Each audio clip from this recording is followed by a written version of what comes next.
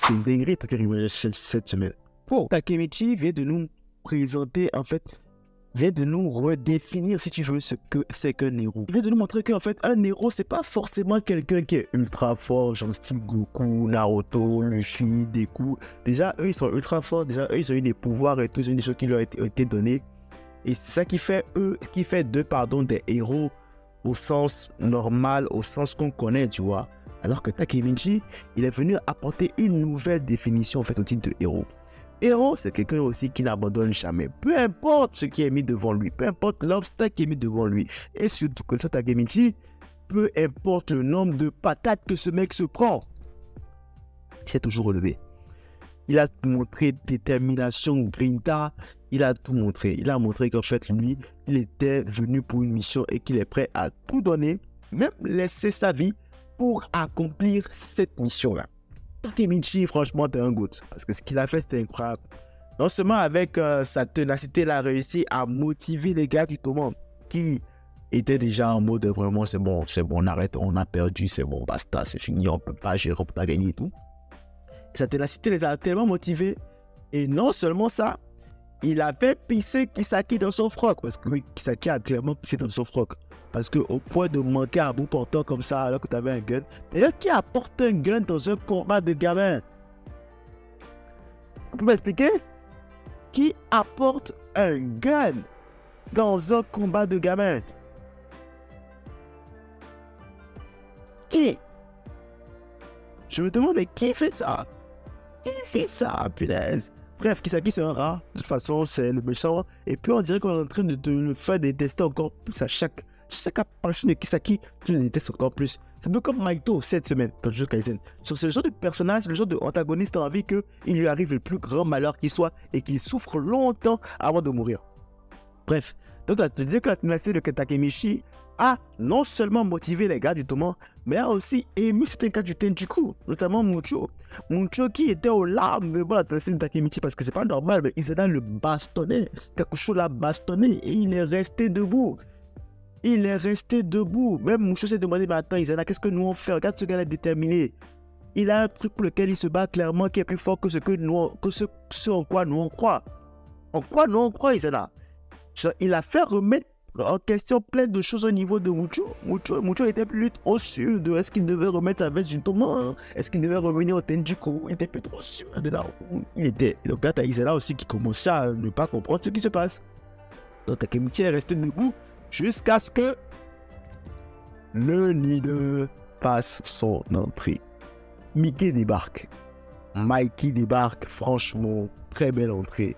Très très belle entrée. Digne du leader du tournoi. Il débarque. Et s'il vous plaît, le manque de respect, en fait, je ne sais pas si c'est un manque de respect, mais cette scène-là où il passe à côté de Kisaki, il lui dit, attends, je vais aller pas Takemichi d'abord. Je vais te reviens, te gérer ton compte après. Ça m'a rappelé, je pense, la scène où Goku est arrivé sur la Namek. Enfin, il est sorti de son soin là. Puis, je me rappelle plus trop. Il est arrivé, puis il est allé parler à Vegeta. Il a dépassé Freezer, il a dit, je viens te régler ton compte. Il est allé parler à Vegeta, je pense au Krillin ou Gohan. Je sais plus trop. Il allait leur parler. Oui, c'est petit cœur, je sais plus. Je sais vraiment plus. Et là, il parle à Takemichi. Et là, on a découvre que Hinata est allé. Elle allait tout raconter. Elle racontait tout le business de Takemichi à Mikey et Traken. Ce qui en soit une bonne chose. Parce que voilà quoi. C'était au bord du rouleau. Puis là, je sais pas ce qu'il a appris en fait. Maintenant que j'y pense, je ne sais pas ce qu'il a appris de leur dire. Au moment où il était au plus mal, de leur dire voilà, en fait, Takemichi, il vient du futur. En vrai, c'est que dans les dessins animés, ça arrive. Parce que je peux te garantir que dans la vraie vie, un mec qui perd sa soeur, un mec qui perd sa go, tu viens leur dire qu'il y a un de leurs potes qui voyage dans le futur. Ça, à ce moment-là où vraiment toutes les essences dessus-dessous, là, toi, tu te poses et tu viens leur dire que voilà, c'est bon, ouais, Takemichi vient du futur et tout, il est là pour vous protéger. Bon, après, j'avoue que si tu rajoutes le fait que voilà, il est en train d'essayer de vous empêcher de mourir, là, tu captes un peu mon attention. J'étais en mode, qu'est-ce que tu me dis? Ah, ok, il m'empêche de mourir? Ok, d'accord. Explique-moi, je t'écoute. Mais voilà, donc elle a expliqué et tout, et là, ils ont compris en fait le sacrifice que Takemichi faisait. Et là, j'ai bien aimé le petit diaporama qu'il y a eu vite fait là. À un moment donné, on remontrait tous les sommets de Takemichi, tous les coups que Takemichi a pris. Et tout ça, c'était pour une seule raison. Au départ, c'était pour sauver Ina, maintenant c'est pour sauver tous ses potes. Et c'était vraiment très bien. Et là, en fait, je pense que c'était l'hommage intime de la série au héros, au MCK Takemichi. Parce qu'encore une fois, un héros, c'est pas forcément quelqu'un qui est ultra fort, qui a des pouvoirs, qui se bat. Un héros, c'est quelqu'un qui est prêt à tout donner pour atteindre son objectif. Et Takemichi, franchement, il a tout donné. Il a tout donné. Il a morflé. Il n'a pas de pouvoir comme Neku. Il n'a rien reçu. Il n'a pas de super ça. Il a plongé le fruit du démon. Il n'a pas un renard en lui, non. Il a juste la grinta. Il a juste l'envie de sauver ses camarades. Et ça, c'est vraiment magnifique parce que là, du coup, ça fait de lui un MC original.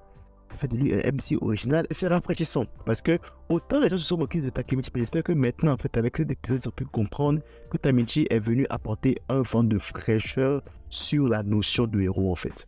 Il est venu apporter un vent de fraîcheur sur ce qu'est un héros. Et franchement, on en avait vraiment besoin. Et là, l'épisode se termine bien sûr sur Izana. Izana qui est venu, qui est prêt à tout casser. Izana qui va bastonner Mickey et tout. Pour le moment, Izana est en train de montrer que c'est lui qui a l'avantage. Mais c'est sans compter sur le capitaine du Thomas. Mikey qui a déjà dit qu'il faut lui apporter 2000 personnes. Pour ces 2000 dans le manga et 20 000 dans l'anime ou bien vice-versa. En tout cas, peu importe, amener lui plus de 1000 personnes, c'est ce qu'il faut pour l'affronter lui seul. Ah ouais, alors Mikey, alors. En tout cas, c'est un épisode, j'ai hâte à la suite, franchement, c'est une dinguerie. Prochain épisode, le combat Mikey contre Izana, ça va être malade. À ne pas rater sous aucun prétexte. Sous aucun prétexte.